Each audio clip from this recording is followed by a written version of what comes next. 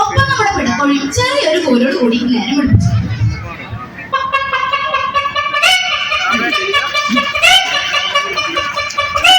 കൂടുതലാണെങ്കിലും എന്തൊരു ഞെരുങ്ങുന്ന ശബ്ദം. ഞാൻ ചെന്ന് നോക്കിയപ്പോൾ അമ്മ ഒരു കോഴിയെ കൊല്ലാൻ പിടിച്ചിരിക്കുന്നു. മനസ്സിലൊരു തൃപ്തിയായി. ഉച്ചയ്ക്ക് ചിക്കൻ കറി കൂട്ടാം. അപ്പോഴാണ് അമ്മ എനിക്ക് ചെറിയൊരു പണി തന്നത്. തേങ്ങ ചിരകാൻ പറഞ്ഞു.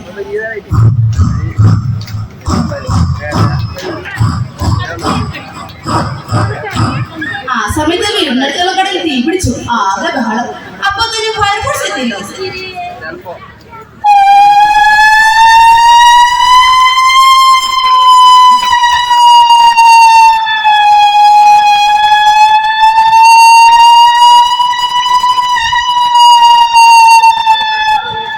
ഈ ആൾക്കൂട്ടം വന്ന് കണ്ടപ്പോൾ എന്റെ വീട്ടിൽ നായ വെറുതെ കിടന്ന് കുരയ്ക്കാൻ തുടങ്ങി.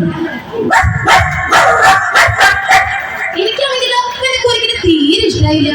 ഒരു കല്ലെടുത്ത് ഒരു വീക്ക വരും. ഇവന്റെ കരച്ചില് കേട്ട് കണ്ടമ്പൂച്ചവനെ കളിയാക്കാൻ തുടങ്ങി.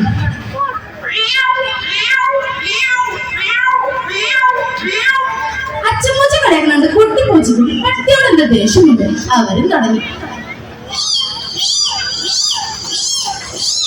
ഇതൊക്കെ കഴിഞ്ഞ് വീടിനകത്തോട്ട് വന്നപ്പോഴോ മേമയുടെ ഉണ്ണി തൊട്ടിലേക്ക് കിടന്ന് കരയാ.